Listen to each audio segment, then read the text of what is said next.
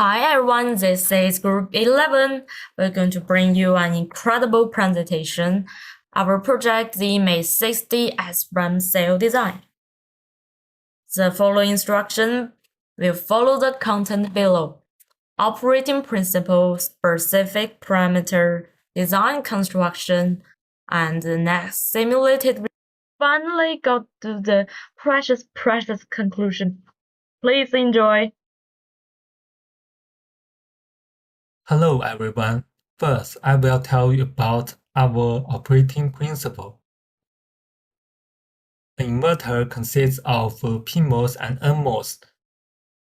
The input decides which transistor to work, with low in high out and high in low out. The 6-transistor SRAM consists of 2 CMOS inverters to store data and the 2 NMOS transistors to connect bit lines. For write operation, after driving and turning on word line, bit lines overpower cell with new value. For read operation, after pre-charging and turning on word line, we can read the data from BL voltage and BLB voltage. That's all for my speech. Thank you.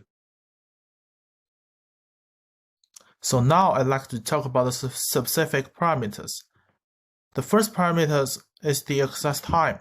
It's the total delay from the initial array-write request to valid data being available at the output or written into the cell. It consists of per-charging time, word line activity delay, bit line discharge sensing time, and sensor amplifier resolution time. And the next one is SNM. The SNM is used to determine the stability of SRAM. It's the lowest noise voltage needed to modify the cell stage. And here goes iRate. It's the reading current of SRAM. iRate is the reading speed of SRAM. The larger the iRate is, the faster the reading speed will be. Next one is iStandby. Leakage condition of SRAM is non-working stage. The smaller the iStandby, the smaller the SRAM leakage and the lower the static power consumption. Now, I will introduce the design construction. This SRAM cell uses MOSFET's MC180.SP with optimized transistors, and it uses voltage source to stimulate the bit lines and word line. Then the design parameters can be seen in this table. When reading, we need to replace bit with a capacitor, bit point B.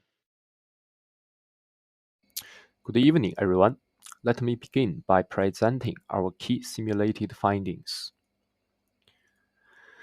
During the writing phase, the graph clearly shows a write current of approximately 120 microns. This confirms stable data write capability.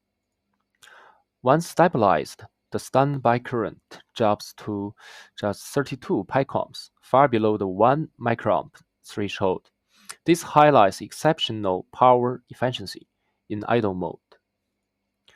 Finally, the SNM static noise margin exceeds 30 mV, demonstrating robust noise immunity and reliable data retention under static conditions. These results, I think, validate our design's performance and efficiency. Thank you for listening. And finally, we come to the conclusion. In this part, I'd like to do a sum up and talk about what we need to improve. We learned about how the SRAM works and the standards to evaluate whether it's good or bad. Also, we drew the core part of the SRAM cell and did the simulation. However, due to the time limit, we didn't complete the charge or discharge part of the circuit. We used the voltage source and the capacitor with initial voltage instead, and that led to the access time cannot be measured. For the rest of the time, we will try to improve this. And the links in this PowerPoint is what we use for reference. And that's all for our project. Thanks for your listening.